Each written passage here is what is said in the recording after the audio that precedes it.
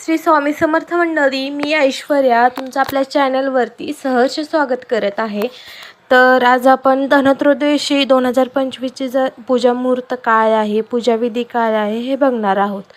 तर यंदा 18 ऑक्टोबर 2025ला आलेले आहे धनत्रयोदशी आणि त्यालाच म्हणतात धनतेरस असं म्हटलं जातं। तर या दिवशी ना पूजा किती वाजता करायची, कशी करायची, या पूजेमध्ये कोणते साहित्य वापरायचं आणि कोणकोणते देवतांची पूजा करायची हे सगळं तुम्हाला आजच्या व्हिडिओमध्ये मी तुम्हाला सांगणार आहे।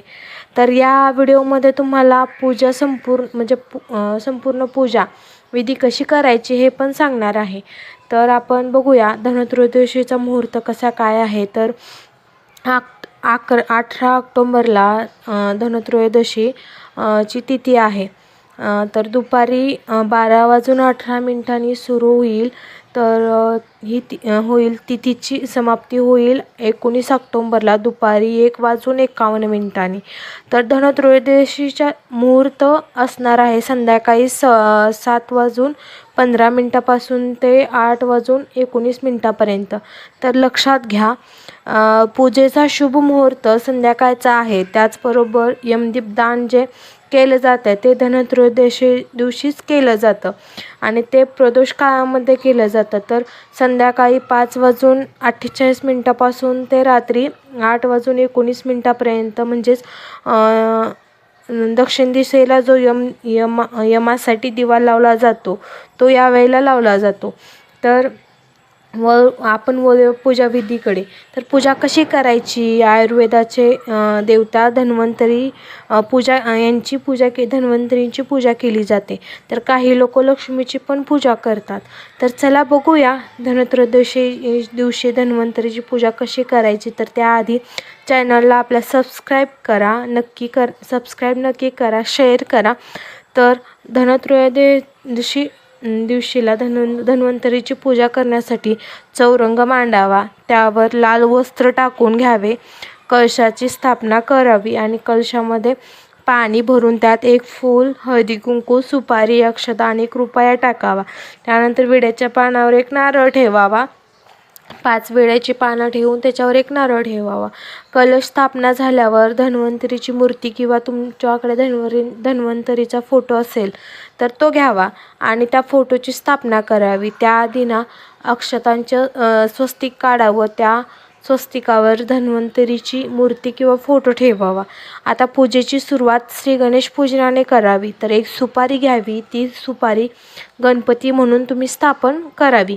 त्याआधी त्या सुपारीला शुद्ध पाण्याने अभिषेक घालावा। त्याचबरोबर दूध, हळदी कुंकू तसंच फूल या सगळ्यांचाही अभिषेक घालावा।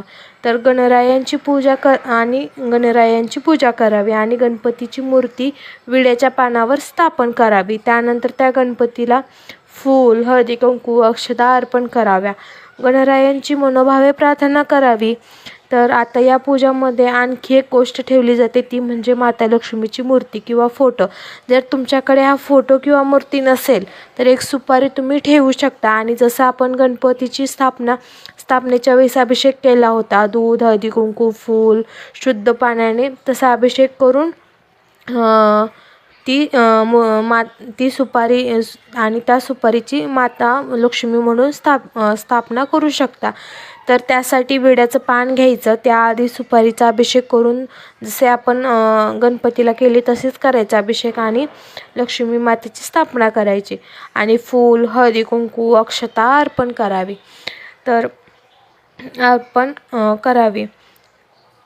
आता धन्वंतरीच्या पूजेकडे वळूया। तर धन्वंतरीची पूजा करण्यासाठी आधी आपण एक फूल घेणार आहोत, त्या फुलाने प्रोक्षण करणार आहोत, म्हणजे शुद्ध पाणी फोटोवरती शिंपणार आहोत। दूध पण शिंपडावे फोटोवरती आणि नंतर नीट फोटो पुसून घ्यावा। हळदी कुंकू, अष्टगंधा अर्पण करावे। त्यानंतर फूल वाहून घ्या। या प्रकारे पंचपतारे धन्वंतरीची पूजा पूर्ण होणार आहे।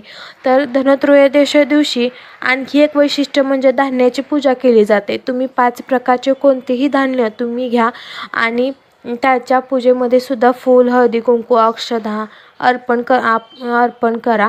ही पूजा जशी पूर्णत्वाकडे जाते तसं आपलं मनही शुद्ध आणि पवित्र सकारात्मक होऊन जातं. तर यात काही शंकाच नाही. या दिवशी काही जण लक्ष्मीपूजन पण करतात. तर त्या दिवशी घरातील सोनं, नाणं किंवा पैसेही या लक्ष्मीपूजनामध्ये ठेवतात. पण मी तुम्हाला आज फक्त धनत्रयोदशी दिवशीची धन्वंतरीची जी पूजा असते ती सांगितली आहे.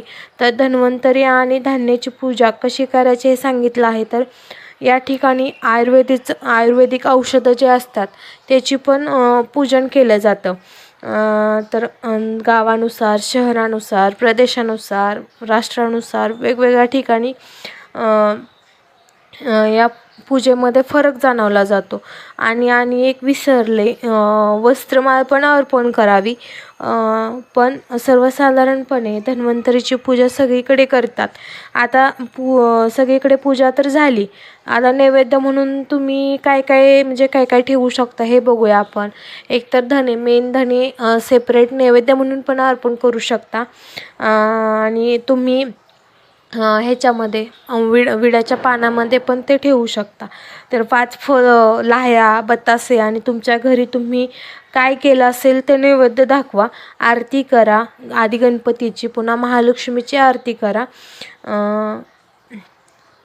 तर यामधील जे तुम्हाला सगळं म्हणजे तुम्हाला यामध्ये सगळं जर करायचं शक्य नसेल तर जे तुम्हाला जेवढं शक्य आहे तेवढं तर तुम्ही नक्की करावे.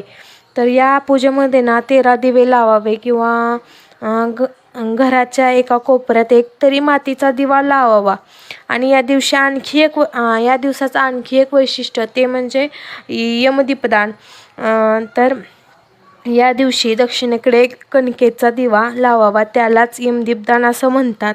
आणि दक्षिणेकडे दिवा लावून यमदेवांची प्रार्थना करावी. याने घरातील लोकांना दीर्घायुष्य लाभते. पुन्हा म्हणजे अल्पआयू मृत्यू टळतो. तर अशी आहे धनत्रयोदशीची पूजा. कशी मी तुम्हाला पूर्ण माहिती सांगितलेली आहे. तर तुम्हाला व्हिडिओ आवडला असेल तर मला नक्की कमेंट करून सांगा आणि आपल्या चॅनलला पण सबस्क्राईब करा.